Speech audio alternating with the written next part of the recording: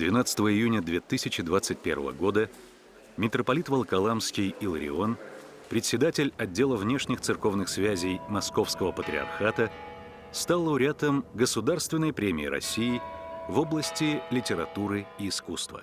Алфеев Григорий Валерьевич, митрополит Волоколамский Иларион. Признанием их заслуг перед страной и народом служат высшие знаки отличия и награды России. И сегодня они будут вручены лучшим из лучших. Государственных премий в области литературы и искусства удостоены выдающиеся деятели отечественной культуры. Григорий Валерьевич Алфеев, митрополит Волоколамский Иларион, продолжает традиции русского просвещения, сочетая служение церкви со светлой творческой деятельностью. Его литературные, музыкальные, кинематографические произведения становятся событием в культурной жизни страны. А просветительские программы на российском телевидении имеют многомиллионную аудиторию, причем во всем мире. Дорогие друзья, каждый из вас в своей созидательной работе вносит важный вклад в дело духовного развития российской нации, укрепления нравственных основ и общественного согласия. А все вместе вы представляете блестящее созвездие лучших сынов и дочерей Отечества, истинных патриотов своей страны.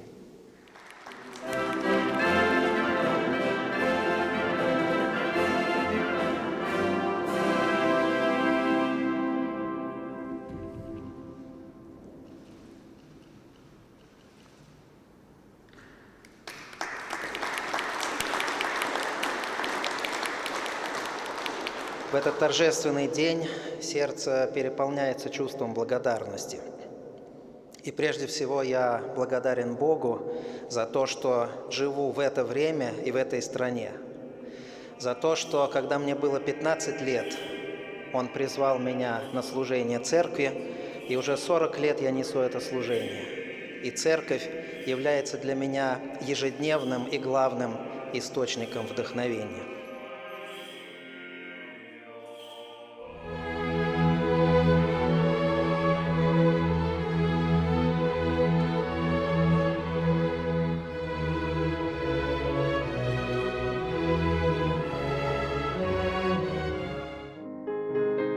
Будущий митрополит родился в 1966 году в семье писательницы Валерии Алфеевой и доктора физико-математических наук Валерия Дашевского. Мама училась в МГУ на факультете журналистики, а папа учился в том же МГУ на физико-математическом факультете. И вот они ходили в одну и ту же библиотеку, там познакомились, поженились, и я стал плодом этого союза. В роду Алфеевых мужчины были потомственными священнослужителями, как минимум с XIX века, из поколения в поколение. Всем известно, что священство в Древнем Иерусалимском храме было наследственным. Но не все знают, что и степени священства были наследственными. Вот, например, первосвященниками, как правило, становились сыновья первосвященников, а священниками – сыновья священников, а левитами – сыновья левитов. В нашей дореволюционной России духовенство тоже было сословным. Но похоже на то, что и степени священства тоже нередко передавались по наследству. Вот мой прадед Александр Петрович Алфеев. Он родился в 1869 году, окончил Богорусланское духовное училище, служил долгое время псаломщиком, потом стал диаконом. По семейному преданию он умер от голода в Поволжье. Он был сыном диакона, то есть мой прапрадед тоже был диаконом. Но и он был сыном диакона, значит, мой прапрапрадед был тоже диаконом.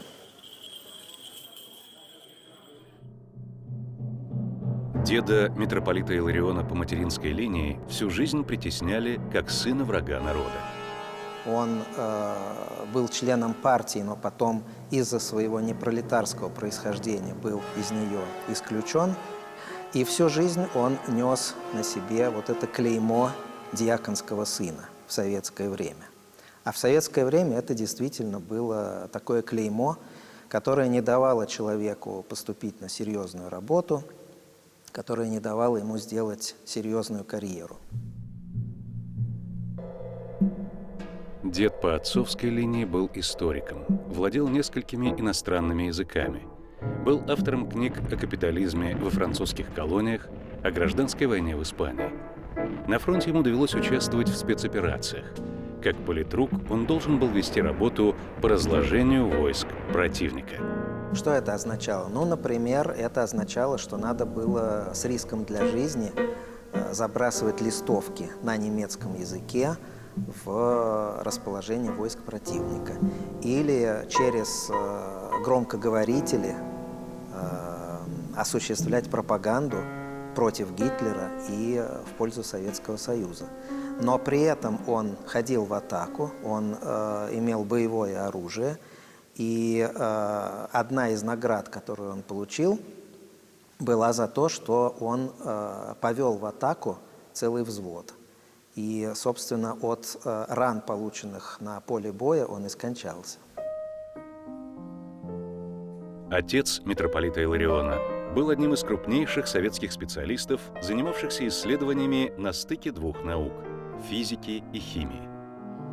Недавно мне рассказали о том, что его книги до сих пор входят в рекомендуемый список книг для тех, кто изучает молекулярную физику и нанотехнологии.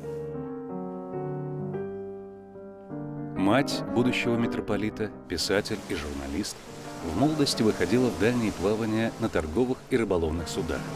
В своих очерках рассказывала о жизни капитанов и матросов. Самым запоминающимся ее путешествием был сквозной арктический рейс из Владивостока в Мурманск через Северный Ледовитый океан. Она пересекла Атлантику, пересекла Тихий океан и прошла морем больше, чем Магеллан. И вот эти свои впечатления она описала в книге «Цветные сны». Это была ее первая книга, которая вышла с предисловием известного тогда писателя Юрия Нагибина.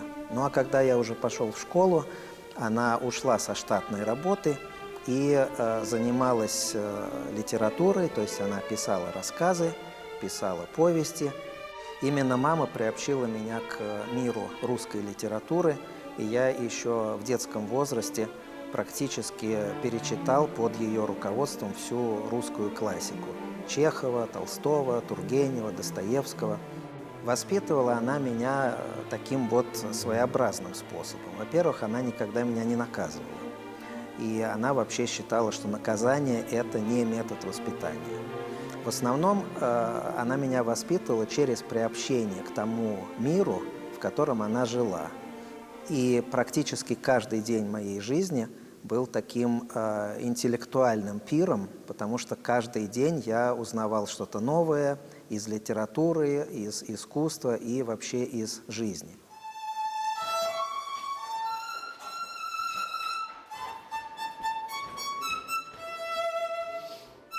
Среди предков будущего митрополита были священнослужители, были писатели, но не было музыкантов. А у мальчика обнаружился абсолютный слух.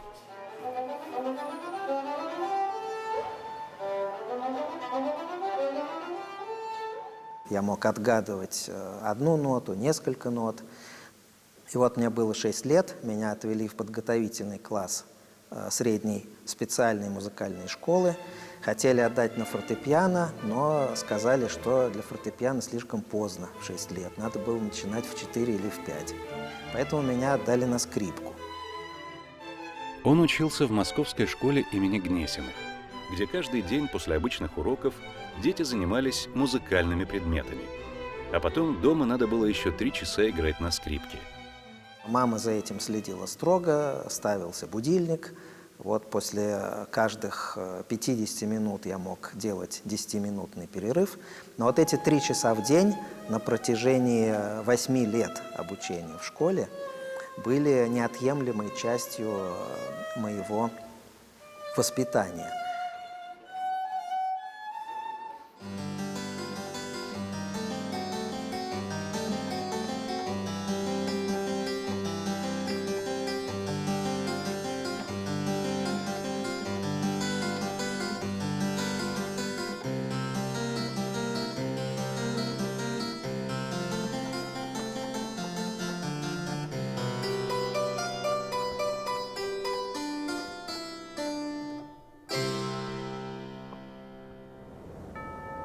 Это было довольно непросто в советское время найти свою дорогу в храм. Потому что храмы, хотя и существовали, но, во-первых, их было очень мало. Во-вторых, они находились в таком информационном вакууме, в такой информационной блокаде, что практически для внешнего мира было неизвестно, что происходит внутри храмовых стен. И вот моя мама нашла свою дорогу к храму через чтение русской религиозной философии, через Бердяева, Булгакова, Франка, Шестова. И меня также она приобщала к этому чтению. И потом, когда мне исполнилось 11 лет, я был крещен. Ну и вот практически с того самого момента началась наша с мамой совместная церковная жизнь. Причем эта церковная жизнь меня очень быстро захватила и стала гораздо больше интересовать, чем жизнь музыкальная. Оба они, мать и сын, стали прихожанами храма Воскресения Славущего на улице Неждановой. А потом он попросил у настоятеля храма разрешения прислуживать в алтаре. И в какой-то момент, когда мне было 15 лет, я твердо для себя решил, что хочу связать свою жизнь с церковью. Это решение ко мне пришло после того, как я был допущен в алтарь. Пока я ходил в храм и был простым прихожанином, мне все время очень хотелось попасть в алтарь. Я видел, как оттуда выходят священнослужители, прислужники в облачениях. И мне казалось, что алтарь – это какое-то особое царство, куда допускают только избранных.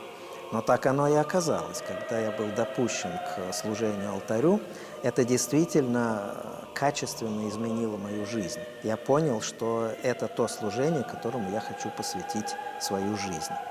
Ну, а дальше надо было дождаться окончания школы, дальше надо было после школы поступить в консерваторию, дальше надо было отслужить в армии, и только после этого можно было либо поступать в духовную семинарию, либо поступать в монастырь. В 18 лет Григорий Алфеев поступил в Московскую консерваторию на факультет композиции. Но консерватория не давала отсрочки от армии, и его забрали на военную службу в оркестр пограничных войск.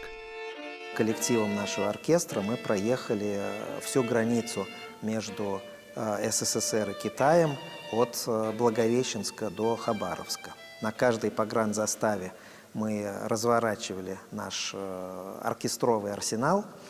Я играл в эстрадном составе на электрооргане, то есть у меня было большое хозяйство, мне требовалось около 2 часов для того, чтобы все это распаковать, расставить и подсоединить. Ну и потом мы давали концерт для пограничников, а на следующее утро ехали на следующую погранзаставу.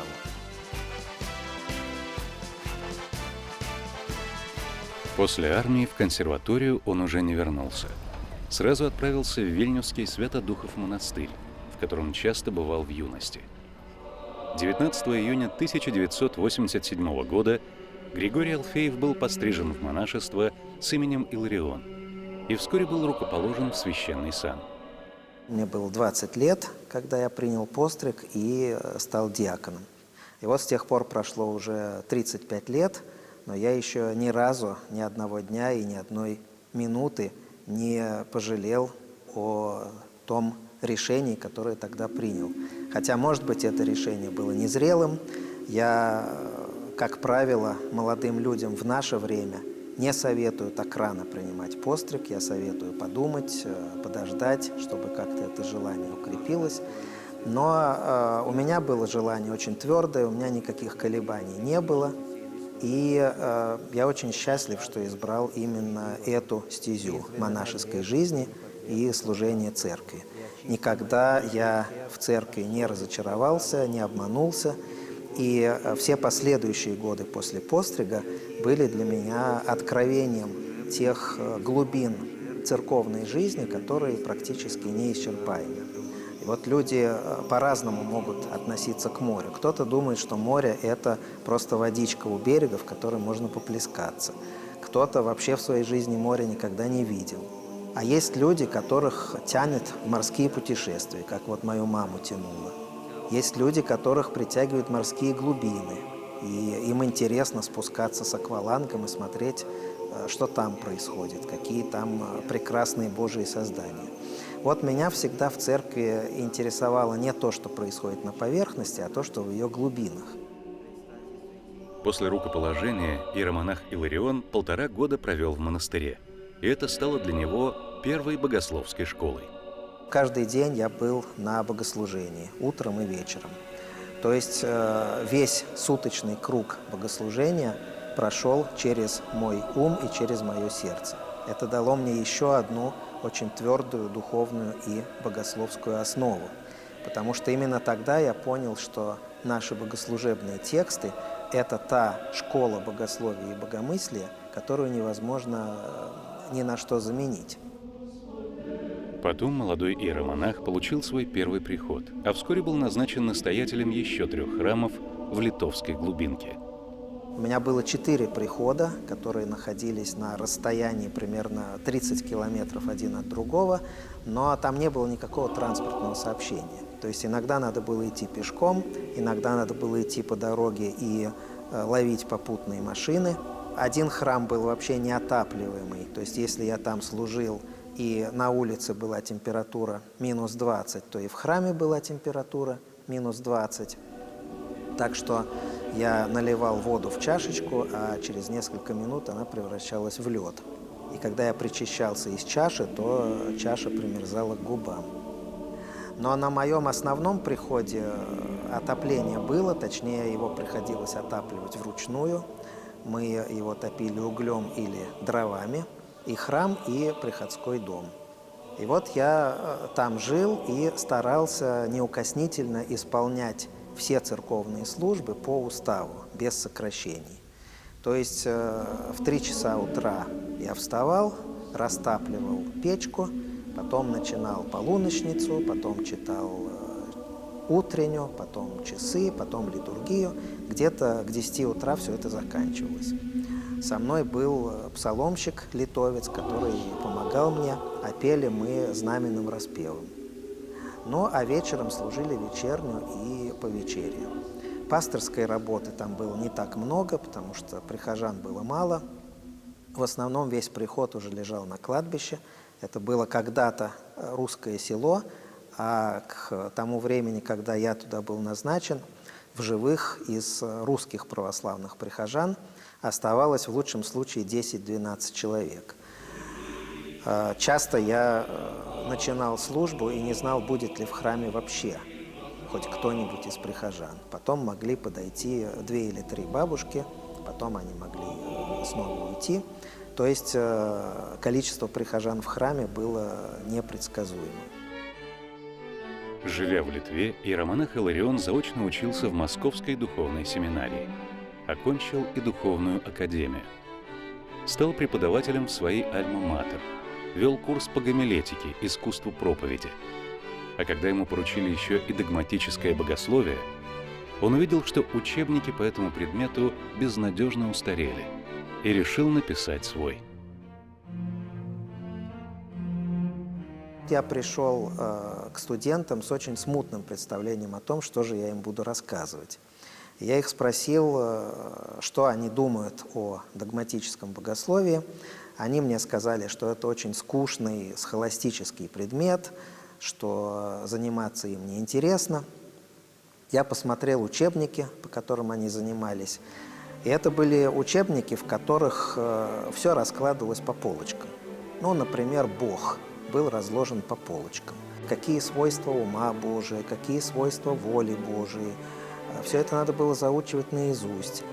И это было настолько схоластично, это было настолько умозрительно, а самое главное, это было настолько далеко от святоотеческого богословия, которым я был напитан с юности, и даже от того богословия, которым пропитаны наши богослужебные книги, что я понял, что преподавать по вот этим школьным схемам я не хочу.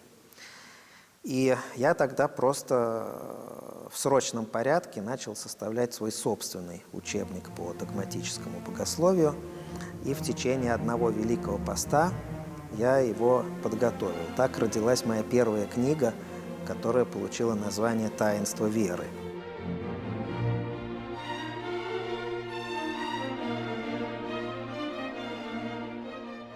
В 1993 году отец Иларион поехал в Оксфордский университет, чтобы продолжить богословское образование.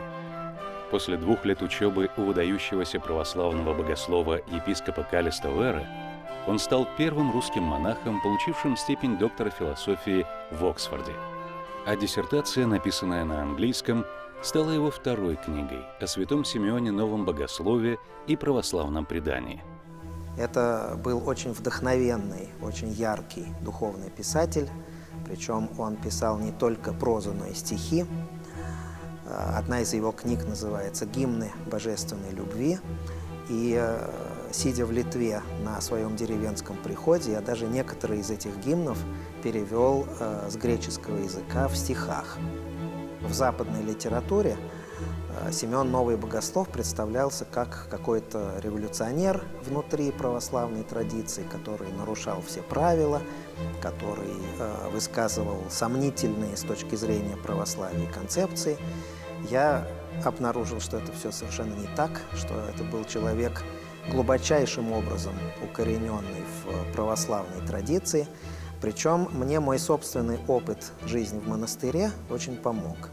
Вот когда западные ученые изучали Симеона Нового Богослова, они представляли его себе таким кабинетным человеком, который окружен книгами и из этих книг черпает свое вдохновение. А он основное вдохновение черпал из богослужения, из богослужебных текстов, из тех святоотеческих творений, которые звучали за богослужением, конечно, из Священного Писания, а также от своего духовного отца, которого он очень глубоко почитал. И вот я постарался в этой своей работе раскрыть для западного неправославного читателя мир православной духовности через Симеона Нового Богослова и его окружение. Вернувшись из Великобритании, монах-ученый обнаружил, что его место преподавателя в Московской духовной академии занято, и он остался без работы. Тогда он пришел на прием к митрополиту Кириллу, главе отдела внешних церковных связей. Я в некоторой растерянности ехал обратно из Сергиева Посада в Москву на электричке и проехал свою станцию Лосиноостровскую.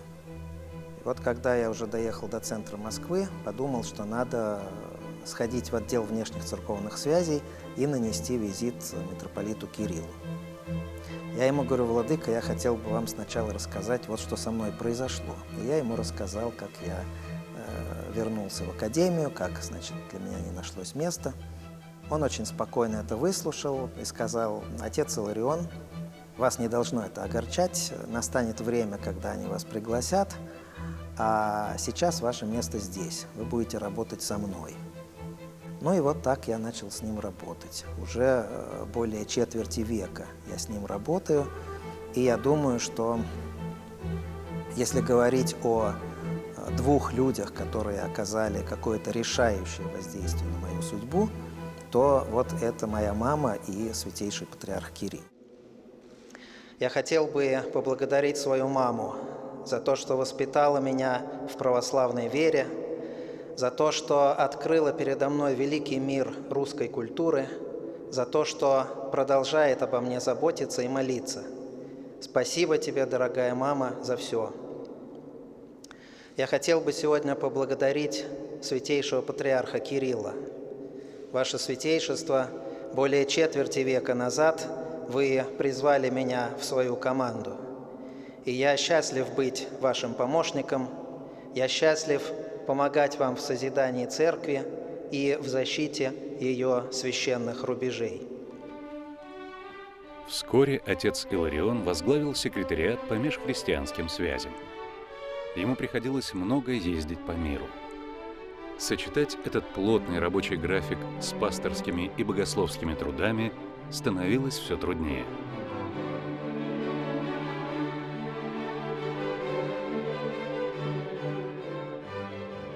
После нескольких лет такой работы я почувствовал какое-то внутреннее глубокое неудовлетворение.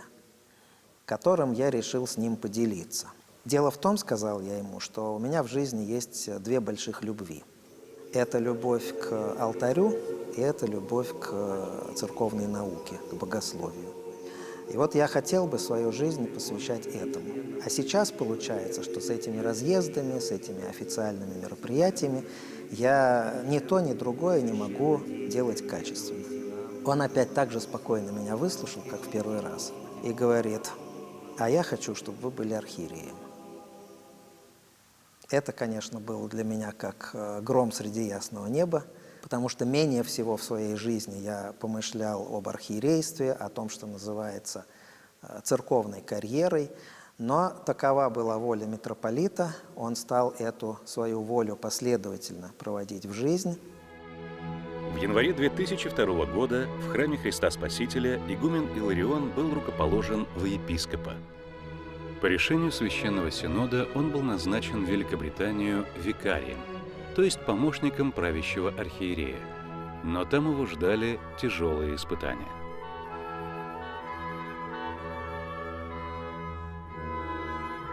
Я попал в ситуацию, к которой совсем не был готов. Я был назначен в Сурожскую епархию, которую возглавлял выдающийся проповедник, миссионер, митрополит Антоний Блум. Я с ним был лично знаком на протяжении многих лет. Он просил и патриарха Алексия, и митрополита Кирилла, чтобы я туда был назначен, но ему было уже 88 лет. И он уже много лет жил в фактической изоляции, он никуда не выходил из кельи, он не посещал приходы, а всю информацию об окружающем мире и о ситуации в епархии он получал от 2-3 человек из своего окружения. Когда я был назначен викарием и приехал туда, там уже был викарий, который видел себя преемником владыки Антония, а во мне увидел соперника.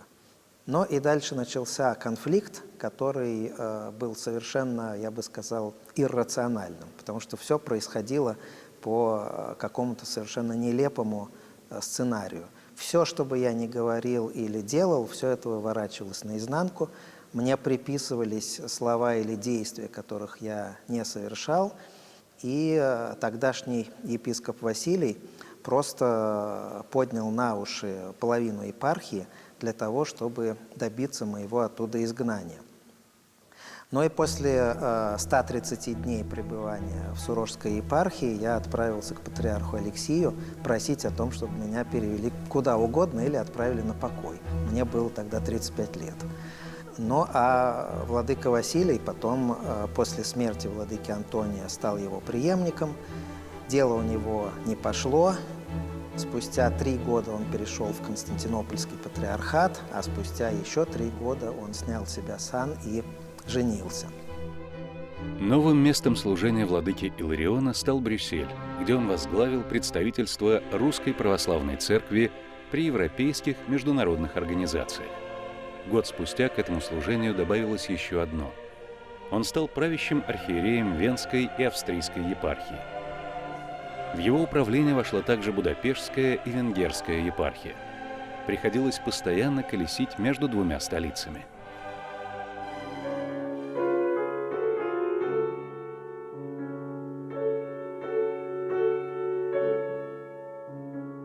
Именно тогда владыка Иларион снова стал сочинять музыку, впервые со студенческих времен. Точнее, музыка сама начала приходить к нему в самые неожиданные моменты. В течение 10 дней я написал божественную литургию, которую я писал в самолете, в зале ожидания аэропорта. После литургии я написал всеночные бдения, а потом, однажды, когда я ехал из Вены в Будапешт за рулем, мне вдруг пришла идея написать «Страсти по Матфею». Причем, как это обычно со мной случается, идеи сразу приходят мне в готовом виде.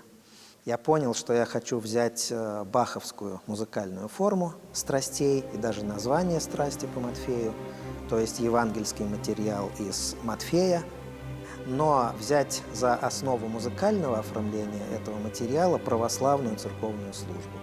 И вот по этой модели создать музыкальное произведение. И когда я ехал обратно из Будапешта в Вену, мне стали приходить первые мелодии. Мне даже пришлось остановить автомобиль, достать лист бумаги, причем у меня нотной бумаги не было, была обычная бумага. Нарисовать 5 линеек и записать те первые мелодии, которые пришли. И спустя 3 недели такого очень напряженного труда я написал это сочинение и обнаружил, что за 20 лет не забыл ничего из того, чему меня учил мой учитель по композиции Владимир Борисович Довгань. Оратория «Страсти по Матфею» была написана как сочинение, которое может расширить церковную аудиторию. Она переносит атмосферу богослужений Страстной Седмицы из храма на сцену концертного зала. Владыка Иларион стремился познакомить тех, кто не ходит в церковь, с текстами молитв, которые звучат в храме, и поделиться с ними теми чувствами, которые переживают верующие.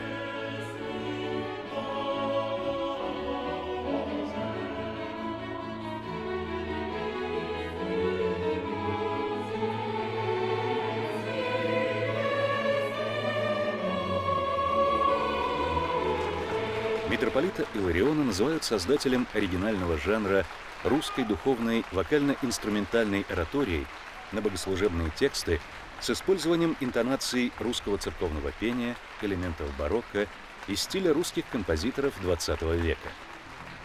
Может быть, он пишет в традиционной манере, но вы знаете ведь, что такое традиция. Вот Малер замечательно сказал о том, что традиция – это не пепел, который передается из века в век, а это огонь. Вот, в нем этот огонь живет.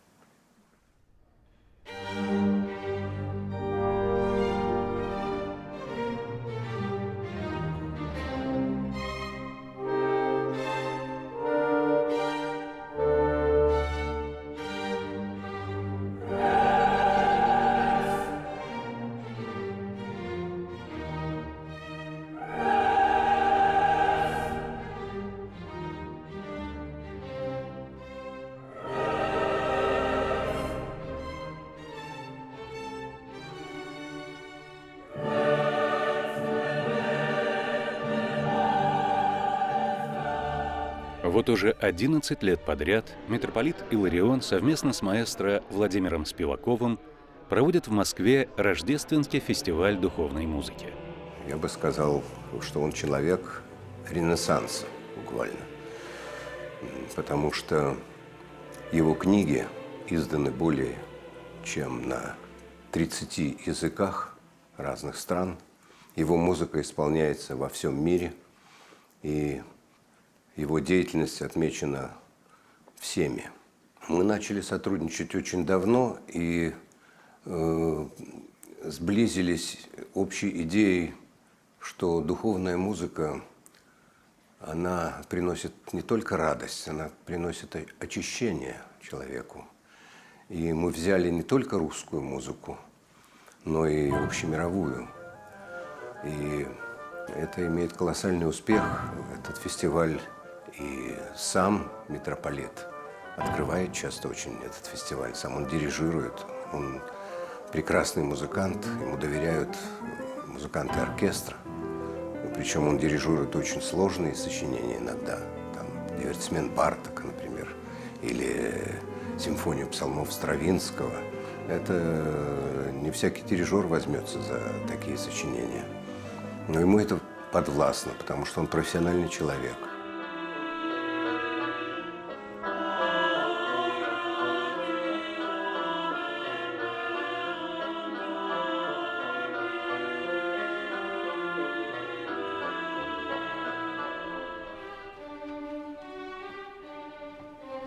В 2009 году, вскоре после того, как митрополит Смоленский и Калининградский Кирилл был избран патриархом Московским и всея Руси, епископ Иларион вернулся в Москву, потому что был назначен на должность председателя отдела внешних церковных связей. Он стал постоянным членом Священного Синода, был возведен в сан архиепископа и затем митрополита. Это была очень новая и большая ответственность, которая на меня свалилась. Я получил этот пост после того, как его 20 лет занимал нынешний святейший патриарх. То есть от меня требовалась очень качественная работа. Поэтому первые 5 лет я очень много ездил, а потом поездок стало поменьше, свободного времени стало побольше. И я снова стал в свободное время возвращаться к литературной деятельности.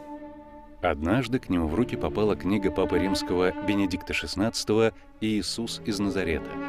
Еще не прочитав книгу, но только пролистав несколько первых страниц, он понял, что должен написать свою книгу об Иисусе Христе.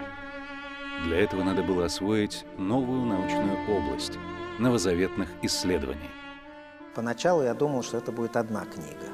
Но когда я ее начал писать, то материала оказалось столько, что эта книга выросла в исследование из 6 томов общим объемом около 4000 страниц. Для написания каждого из 6 томов книги митрополиту Илариону потребовалось изучить около 200 книг и статей на английском, французском, итальянском и греческом языках. Мой исходный пункт заключается в том, что евангельская история – это сокровище, которое закрыто в сейфе, а для того, чтобы открыть этот сейф, нужно 2 ключа. Один ключ – это представление о том, что Иисус Христос был полноценным живым человеком, у которого были все свойства человека, все человеческие эмоции. Он был во всем подобен нам, кроме греха, как говорят святые отцы.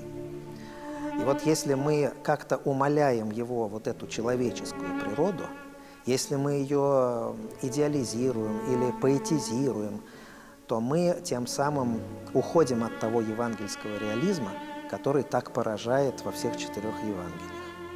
Ну а второй ключ – это то, что Иисус Христос был Богом воплотившимся. И без этой веры в то, что Он был Богом, евангельская история совершенно лишается своего смысла и своей уникальности. Воскресение Христово – это сердцевинный пункт всей вот этой евангельской истории. Не нравственное учение Иисуса Христа, как думал Лев Толстой, не какие-то другие аспекты этой истории, а именно то, что Иисус Христос, как Бога-человек, пострадал, умер на кресте и воскрес.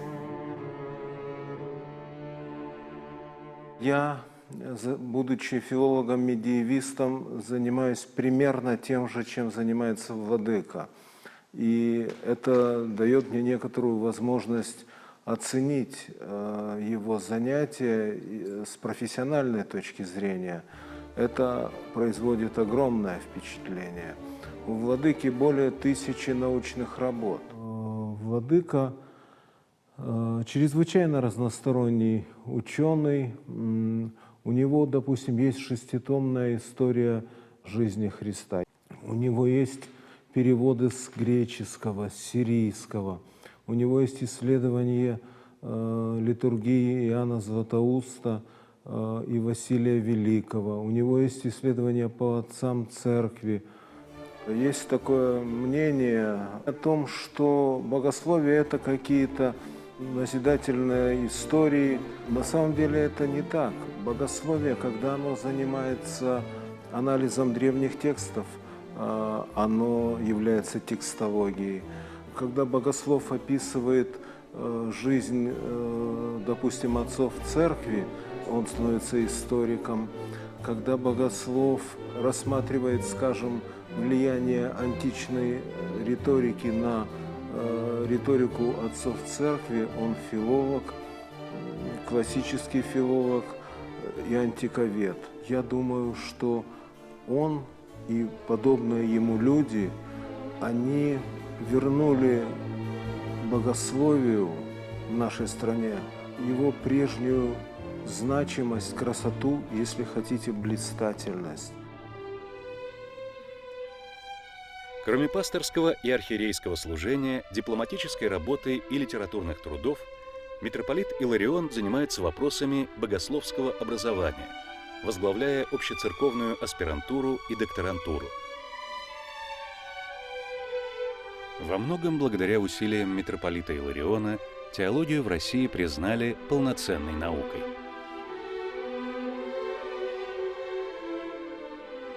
Он организовал целое направление – научно-образовательная теологическая ассоциация, плод этого направления. В это направление вовлечены все ведущие вузы страны, а значит, все ведущие ученые страны. И они все взирают на него как на своего лидера. Нам говорили, а что это за наука? Это никакая не наука, это псевдонаука. А мы напоминали о том, что многие университеты на Западе возникли из школ теологии. Это была самая первая наука, которую изучали. А потом уже вокруг этой науки стали выстраиваться другие. И вот мы об этом твердили на разных заседаниях, в разных комиссиях. Я встречался с министрами образования и науки, а за эти 12 лет их сменилось 5. И при каждом министре мы делали какой-то шаг для признания теологии в качестве науки. Но, конечно, мы не достигли бы в этом успехов, мы не добились бы признания теологии в качестве науки, если бы не наш президент, который лично в это вмешался и который дал распоряжение соответствующим государственным органам о том, чтобы со всем вниманием отнеслись к просьбе не только Русской Православной Церкви, но и других наших традиционных конфессий. Я хотел бы сердечно поблагодарить вас, глубоко уважаемый Владимир Владимирович, и в вашем лице все государственное руководство Российской Федерации за те уникальные условия для просветительской деятельности, которыми сегодня обладает Церковь. Я пришел в Церковь в те годы, когда она была отделена глухими стенами от общества, от мира культуры, от школы. Постепенно эти стены разрушаются. И недавно с вашей помощью мы разрушили еще одну стену между традиционными конфессиями и университетом. Отстояли право преподавать теологию в светских вузах. С 2009 года митрополит Иларион служит настоятелем Московского храма в честь иконы Божьей Матери всех скорбящих радость на Большой Ордынке. Человеколюбец Бог еси, и Тебе славу воссылаем, Отцу и Сыну и Святому Духу, ныне и присно и во веки веков. Священники и подьяконы, которые служат вместе с ним, рассказывают об особом молитвенном чувстве, с которым митрополит Иларион совершает Евхаристию. В прошлом году владыка решил весь рождественский пост служить литургию каждый день. Несмотря на то, что после службы там у него идут какие-то встречи, накапливается усталость вот с каждым днем. Вот это вот чувство невероятного трепета по отношению к престолу, к алтарю, оно оставалось всегда неизменным, несмотря ни на что. И очевидным для всех, кто присутствует в алтаре, что это не просто что-то важное, да, в его жизни, а это самое важное, что важнее вот ничего быть не может. Какие-то встречи, мероприятия. Вот он, центр жизни архиерея. И иногда спрашивают, а насколько архиерейское служение сочетается с монашескими обетами? Ведь монах призывается к уединению, к молитве, к исполнению многочасовых молитвенных правил, к ежедневному богослужению.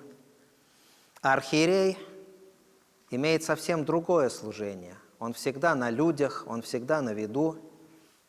Но это только на поверхности кажется, что архиерейское служение плохо совмещается с монашеским образом жизни.